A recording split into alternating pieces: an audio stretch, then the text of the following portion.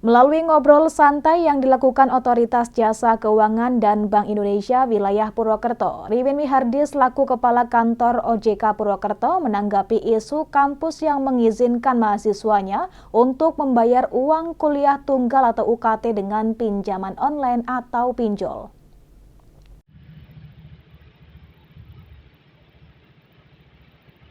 Pinjol atau pinjaman online yang sekarang berkembang di masyarakat telah memiliki konotasi negatif. Sedangkan pinjol yang dikenal sekarang merupakan akronim dari fintech lending atau peer-to-peer lending.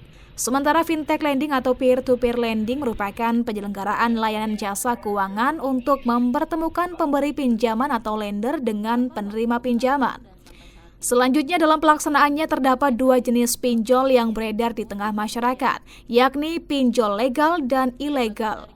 Namun sekarang malah disamaratakan sehingga seolah-olah pinjol memiliki konotasi yang jelek, padahal di dalamnya terdapat pinjol yang legal dan ilegal.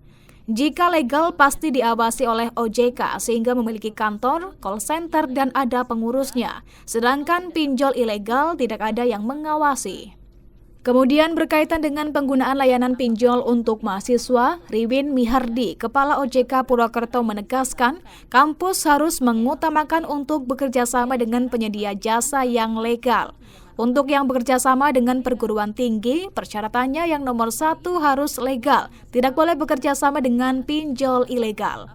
Riwin juga menerangkan alasan dibalik kerjasama yang dilakukan oleh beberapa kampus dengan penyedia jasa pinjol, yakni pinjol menjadi cara paling instan untuk mahasiswa mendapatkan pinjaman tanpa diminta banyak persyaratan. Hal ini dikarenakan pinjol memiliki sifat yang berbeda dengan perbankan dalam memberikan kredit kepada debiturnya.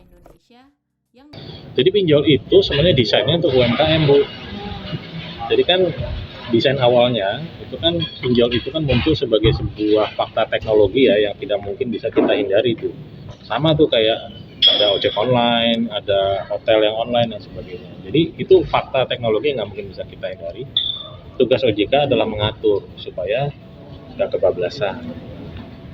Pinjol itu awalnya didesain sebagai peer-to-peer lending. Peer-to-peer lending itu dana orang dikumpulkan nanti dipakai untuk memberi pinjaman kepada UMKM sebenarnya, pengusaha-pengusaha kecil yang kalau dia datang ke bank itu dia mungkin nggak akan dapat kredit karena dia nggak punya agunan, nggak punya aset dan sebagainya, sehingga muncullah skema pinjaman online itu tadi. Kita ingin mencoba peer-to-peer lending atau fintech lending.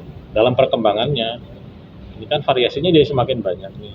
Yang awalnya untuk membantu UMKM sektor produktif itu malah lari ke sektor yang konsumtif, ke konsumtif. Nah, yang konsumtif pun tetap kita atur sebenarnya.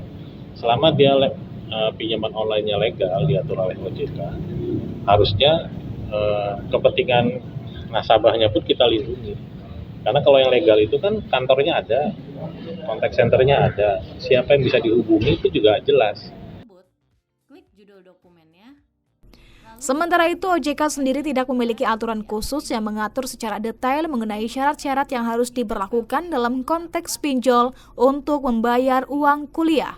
Namun tetap melakukan pengawasan ketat terhadap kerjasama yang dilakukan oleh kampus.